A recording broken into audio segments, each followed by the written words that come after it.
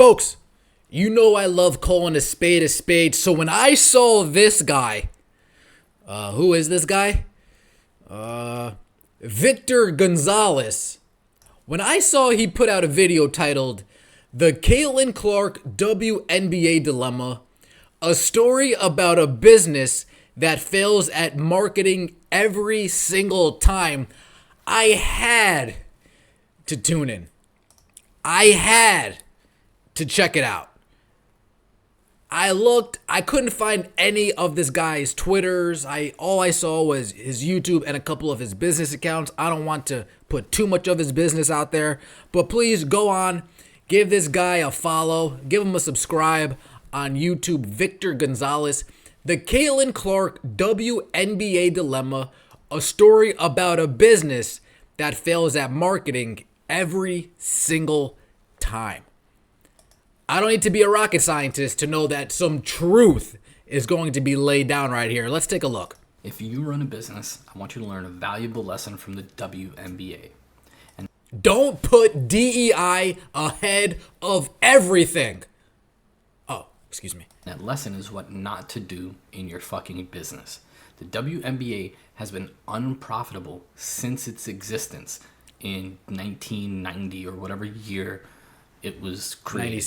1997. It's lived under the NBA, which has funded it in its entire existence. It's never been a profitable. Funded it.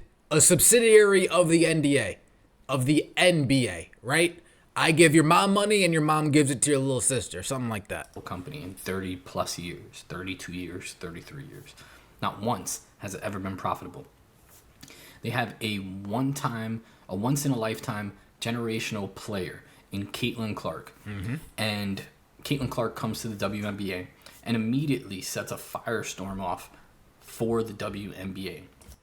Highest viewed games on TV, highest attendance in person, most revenue at the gate, merchandise sales up 400%. Yeah. These girls have been flying commercial for 33 years. Okay? Newark International. There was one team, the New York Liberty, I believe it was last year or the year before, that tried getting private jets, Las Vegas Aces, chartered flights for their team, and the WNBA fined them. This is a marketing guy. This is a business guy. This isn't a WNBA YouTube channel. He's gonna lay us in some of the business tactics. So let's not hold his WNBA acumen against him. I believe we are tuning in to hear what he has to say business-wise about the WNBA. Fined the New York Liberty for chartering their own team out of their own pockets. This is a league that has lost money hand over fist every single year for 30-something years. It's bankrolled by the NBA, which produces all the revenue. Caitlin Clark comes in, and immediately, before she even steps on the court for her first game, there's so much of an influx of money that every team goes from flying commercial to flying chartered. There are sold out games at every single arena that Caitlin Clark plays in. Mm-hmm. They don't sell out for home games outside of the Las Vegas Aces. No team sells out their own home games. Wait, no team sells out of their home games besides the Fever and the Las Vegas Aces? Folks, that doesn't sound right. That doesn't sound right. You guys tell me Angel Reese is a big star. You tell me she's a draw. No. She's a celebrity influencer, not a draw when it comes to the basketball game. Does she have her set of fans that will come out? Yeah. But enough that'll sell out? No. Unless Caitlin Clark is visiting on the visitor team. It's unreal what she's done. Every team's flying chartered. Not only that, but now they just struck a mega deal with NBC, ESPN, Amazon, and Disney to broadcast games nationally on those streaming devices and on those channels. $2.1 billion deal, which means that these teams are likely going to be profitable for the first time ever. It means that players. Now, this video, from what I see, came out 12 days ago. So this is before the final number came out, 2.2 billion. WNBA getting what's that? About $200 million a year for the next 11 years.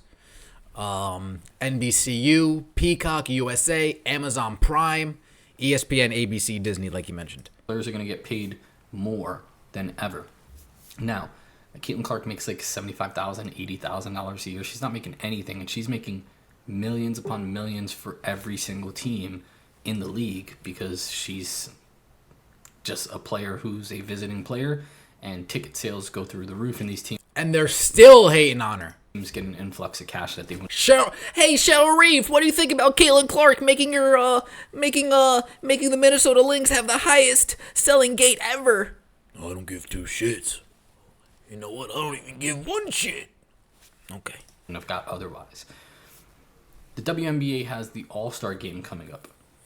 And you figure when you have an All-Star game and you have a generational talent who is a sharpshooter, she's known for playing a NBA style of basketball. She can thread the needle with passing. She just broke the WNBA record for assist in a season. She did. We still have half a season to go. We do. So she's the best passer in the WNBA. She is. She's one of the best scorers in the NBA. She's not the best yet, but she definitely up there. Mm-hmm. And she'd have significantly more assists if her team actually was any good, because if you've ever watched any of their... Okay, so he's watched some games. So he's clearly watched some games to know that they can't make layups to save their lives. I mean, she throws chest passes and it goes right through their hands. Horrible. But you have your... Let's see that. Watch how he says horrible. He's disgusted when he says horrible. A little different style. He says it politely. Horrible. But man, he's disgusted. Horrible. But you have... Oh, man. Hey, how was the WNBA ratings last game? Horrible. Oh, okay. But you have right through their... How has the WNBA been the last 25 years? Hands. Horrible. Oh, okay. But you have your two most recent superstars come into the WNBA in Caitlin Clark and in Sabrina Ionescu. Oh. Okay?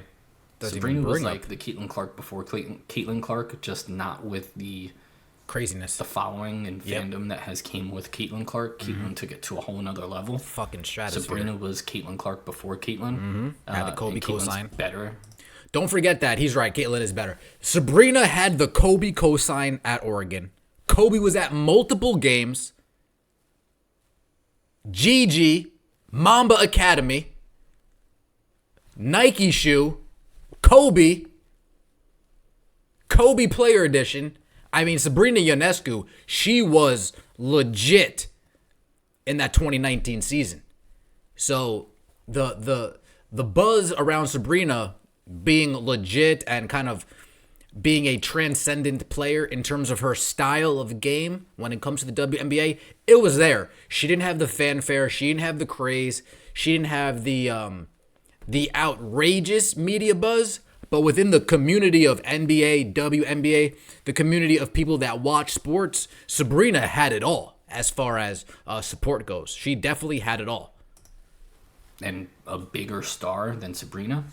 So you have your two of your biggest stars, arguably the two biggest stars in the league, who are shooters. They're sharpshooters. Remember, Sabrina Ionescu also participated in the NBA three-point contest against Steph Curry. Okay? That's how big of a star Sabrina is. People forget because Caitlin Clark has overshadowed her since she came to the WNBA. But Sabrina... That's true. That's true. She did set a record as far as the WNBA three-point contest goes. But the NBA is not just going to pick you because you broke a WNBA three-point record, right? NBA is not going to pick you just because you said, oh, I could beat Steph Curry. No, the NBA picked her because Steph said, oh, that would be fun. NBA thought to themselves, yeah, she's got her own shoe. She's got a fan base. She's got a following. Let's bring her in here. If the NBA decided to endorse everybody who challenged an NBA player, we would have seen Brittany Griner get demolished by DeMarcus Cousins years ago. Is such a large prospect that she participated not in the WNBA three-point contest, but the NBA three-point contest against Steph Curry to promote the WNBA and their players. And that was the representative that the WNBA sent out. So you have your two biggest stars coming up for your WNBA All-Star game, the game that everyone wants to see. Okay, he's going the All-Star route. See, I didn't watch this, folks. I didn't know where we're going. The only game worth watching that can put the WNBA on that national spotlight where people are starting to regularly watch it as they do NBA, MLB, NFL, and now soccer. Indeed. And you don't have your two biggest stars in the three-point contest or in the All-Star game. They were in the All-Star game. They were in the All-Star game. I take that back. I don't know if they're in the All-Star game. I don't think they are. But I know they're not in the three-point contest. They're in the All-Star game. And that's kind of the... Not the three-point contest, and you guys know my opinion on that. I do think they should have gone. thing that everyone watches the All-Star Weekend for. Three-point contest. I can't tell you who won the East versus West or whatever format the NBA has the All-Star game in now. Folks, I can't tell you who won East versus West. I can't tell you who won the NBA Skills Challenge. I can't tell you who won the NBA three-point contest. I know Steph Curry beat Sabrina in the 1v1 showdown, but I have no fucking clue about anything NBA All-Star Weekend festivities other than it's a fucking cesspool of bullshit. Now, but I can tell you who won the three-point contest. I can't tell you who participated in it because that's more fun. It's what people actually want to watch now. It used to be the slam dunk contest. That no longer is any fun since Zach LaVine and Aaron Gordon had theirs.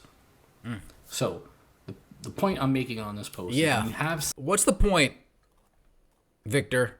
Something good, when you have something great, you do not keep them away from the things that are going to propel you forward. If you have a rock star salesperson, you don't give that person less leads.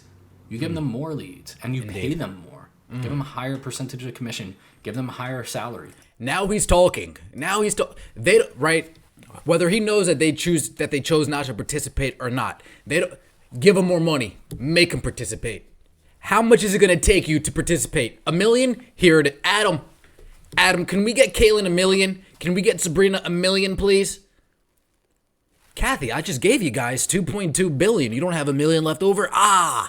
No, we blew it. We put catwalks in every single stadium. We put blow dryers in all of the locker rooms. We blew the 2.2. You got an extra $1 million for us so we can get them in the 3. I think this guy has a point here, right?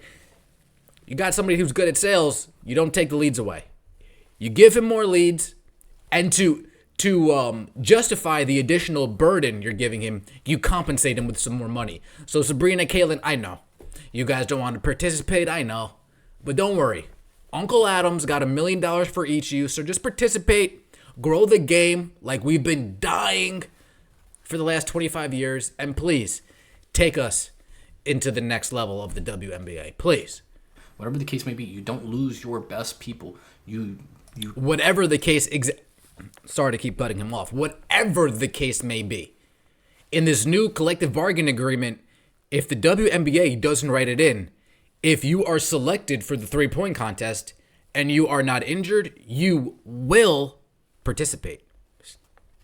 This isn't a democracy. This is a dictatorship. Give them what they need. You give them your league and your business what it needs to keep your team moving forward. The WNBA is a failure. They've been failures for 30 plus years, and they're still showing that they have no idea what the hell they're doing, and they need new leadership. Thanks for coming to my TED Talk. Yeah, no problem. Run a business. You're welcome. I mean, he's not wrong, right? WNBA, they've been losing money hand over fist. Fact. WNBA has been funded by the NBA. Fact. WNBA is so lenient and, I guess, soft as far as having a backbone with leadership that they just let their players do whatever. I am saying make it mandatory. I am. Make it mandatory. Write it in their contracts. You guys don't have a choice. If you're not injured, you're showing up. Right? Caitlin Clark. I choose you to participate in the three-point contest. If you're not injured, you're showing. That's how the contracts should be written. Whether we like it or not, it doesn't matter. Business is business. The contract needs to be written. If you're not injured and I pick you for the three-point contest, you're showing up. If you're not injured and I pick you, Angel Reese, for the orange carpet, you're showing up. No more of this, I'm tired. No more of this, I'm going to Paris. No more of this, I'm going to the beach and chill with my girls. No more of this. To this guy's point, if the WNBA wants to grow, you need a strong leader. You need somebody that's going to lay down the law and be like, look, this is how things are going to happen. We have a small window and we can't afford to miss this opportunity. We need you guys in the three-point contest. How much money is it going to take? We need you in the skills contest. How much money is it going to take? Ben Dino Podcast, I appreciate all you guys for watching. Take it easy. Enjoy you for stopping by.